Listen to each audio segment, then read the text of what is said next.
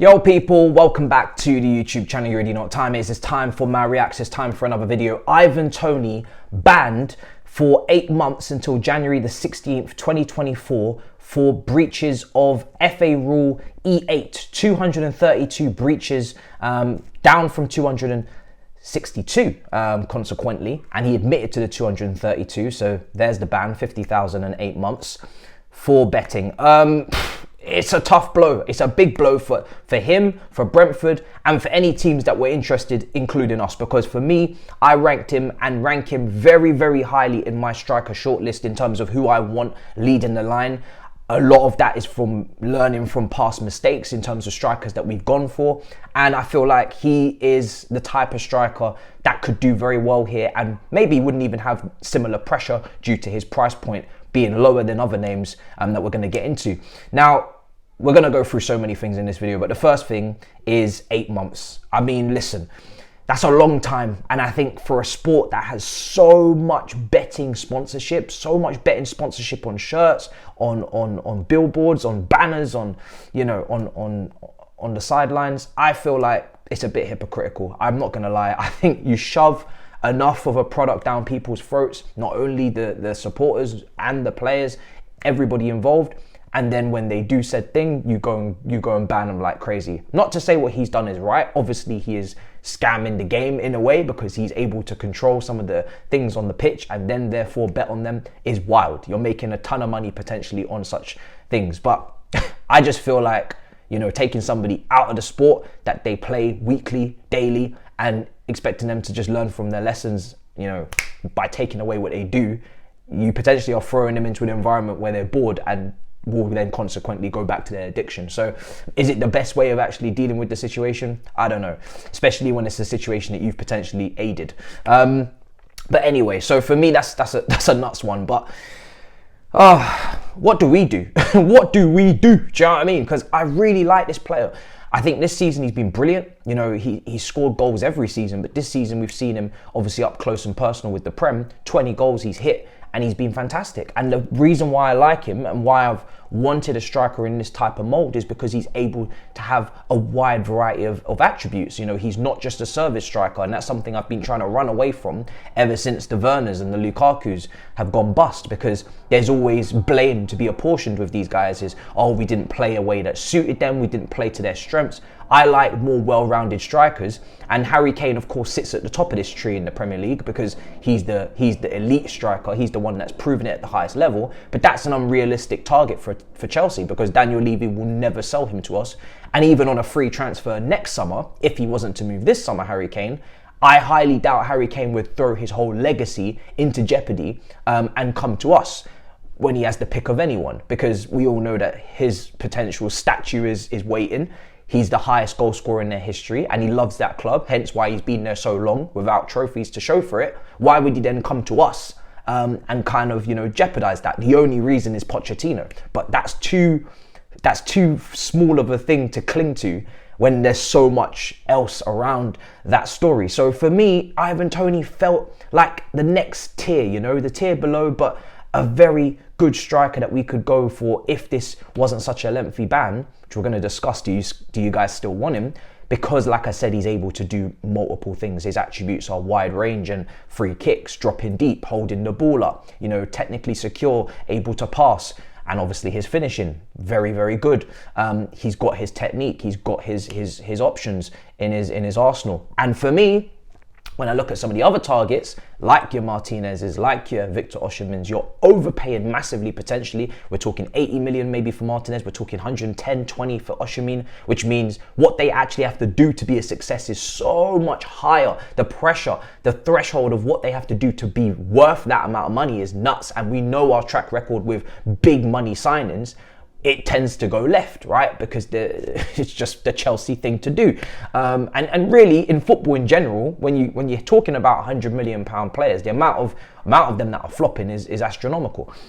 So it would have been nice to go for a more humble striker. Do you know what I mean? A more humble striker in terms of the price point, in terms of the expectation. Everybody knows Ivan Toney is Premier League proven. He does it here, which is something that Pochettino rumouredly, reportedly kind of wants. He wants Premier League proven players. He wants to take players from the Premier League and bring them into the team for the instant impact, so to speak, and less acclimatising and more familiar with their surroundings and the pace of the league and what the level of defenders are that we come across. Obviously, we know the quotes from Timo Werner, from Kai Havertz, that the physicality of the league is just kind of shocked them.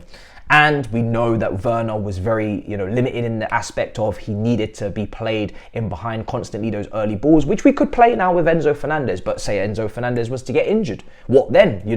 If we had to change our way of playing, if we had to play a slower tempo, if it was a low block at home to Stamford Bridge, would the Lukakus and the Werners be able to thrive in those possession-based teams? Probably not. So that's why Ivan Toney was a player that kind of I drawn to him, because I feel like regardless of how we're going to play, he can adapt to that with his skill set.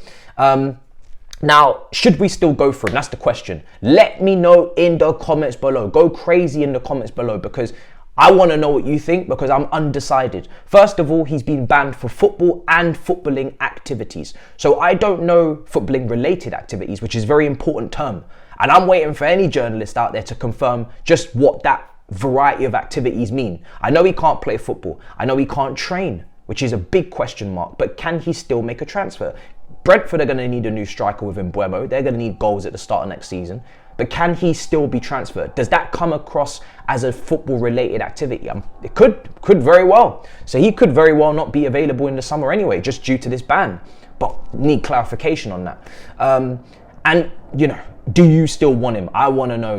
Would you take the hit? Would you take the hit? And I'm going to talk about the variables at play. Would you take the hit of not being able to play this striker until January, but sign him at a cut price of, say, 25, 30 million? You give Brentford money so they can go into the market, and you know that you've got him coming back for football in January. Now, we're used to playing without a striker. Our strikers play like they're suspended anyway. They can't shoot. Do you know what I mean? They can't kick ball anyway. So if he can't kick ball, this is familiar territory. This is something that we're familiar with your game. You know what I mean? We are familiar. So it ain't far from the truth anyway for us. But would you take that hit? And I guess you have to look at the alternatives of what we have available to us if you take that hit. If you buy Ivan Toney for 25, 30 million, first of all, it's a good price because it's a massively cut price because of the suspension. But that means who are you using as your existing forwards? We've got Lukaku coming in. He can bring goals to the team. He most certainly, hopefully will, if he hits the ground running, if he plays how he's been playing at Leipzig. You've got Armando Broja, who should be back for pre-season training, but he's coming off the back of an ACL. So how long is it going to take him to get up to speed? We had a similar issue and worry with Chilwell, hence why we bought Cucurella in the summer. Now, with Broja, I think there's a talent there. When we saw little parts of his game and little cameo performances, in particular away from home to Brentford, I think he scored at home to Wolves. We saw a very nice cultured finish into the corner. Against Brentford away, there was some really good pieces of hold-up play. I thought his first touch was really assured. He was good in tight spaces. He had a bit of skill to him. He was able to maneuver in those deeper positions and progress the ball on those counter-attacks in that game. Finishing wise, of course, he's not elite, so he's going to miss chances, but that could be coached. Pochettino is a good developer of youth players. Could he maybe coach Broja the way he coached Kane? What was Kane's potential when he was on loan at Millwall, when he was on loan at Leyton Orient, when he was on loan at these clubs? What was Kane's potential? Did Tottenham fans write off Kane? Did anybody think Kane was going to be what he was? No, probably not. So do you kind of go in that route with Broja and say to Poch, listen, this guy's got fundamentals, he's got foundations, he's played in the Premier League before, he's strong, he's a young kid, but he's got the fundamentals to be a Premier League striker. What can you do with him? Or do you go down the route of a Lukaku? Personally, for me, it's an absolute no-go, but obviously it's an option because he comes back in the summer regardless because he is our player. And, he doesn't want to be here. It's very clear that he wants to go to Inter Milan. For me, when somebody is mentally not wanting to be here, I do not want them around, purely because what you're seeing at Inter Milan in terms of form cannot automatically be translated to Chelsea because he's playing for someone he wants to play for. He loves that club. He loves playing for Inter Milan. We've seen it. Players love playing for their country. Similar situation. And then when they come to their club, they're not able to replicate it because the same die-hard attitude is just not translatable. I'm not going to look at Lukaku's form and think, oh yeah, definitely that can just come to Chelsea in the Premier League because first of all, different leagues. Second of all, different ways of playing in terms of the team, the setup. And third of all, different desire, different commitment. So mentality-wise, attitude-wise, there's so many variables, so many questions. So what do you do there? Datro Fofana is almost pointless to talk about because he's barely playing right now. I highly doubt the board are planning to have him at the forefront of the lineup in next season. I think that would be unwarranted pressure, considering the fact that he hasn't got that Broya Premier League experience, and like I said, he's come from the Norwegian league. There's a big gulf in terms of the gap. Highest he's getting is second choice, and even that's a risk. So, what are our options? What are our options? Can we afford to go in to next season with a Broya, with a Nkuku, and say if Felix was signed permanently, who's again not being prolific on loan, or do we absolutely have to sign one? And if we do have to sign one, is the price gap between Ivan Toney and say a Victor Osimhen, is it worth it? For me personally, it's not. I'm not going to lie to you. I would have some questions on Victor Osimhen. I know he scored a lot of goals this season for Napoli. He's missed a lot of chances, but also top strikers always tend to miss a lot of chances because their movement is so good that they get a lot of opportunities. But is he as good at the hold-up play and the dropping deep and the passing range of an Ivan Toney? I personally don't think so. So it's a gamble. It is a gamble. You know, there's other options out there as well. We're going to do a strikers video. But do you bite the bullet? But also, a big con that I'm going to bring up because I want to be balanced in this and I want you in the comments to kind of feel like you've got all the info to make your opinion, because I am intrigued. I haven't decided, by the way. I don't know what I want. I'm just talking. I really do like Ivan Toney, but I can't tell you that this is, just go and get him anyway, because that's reckless.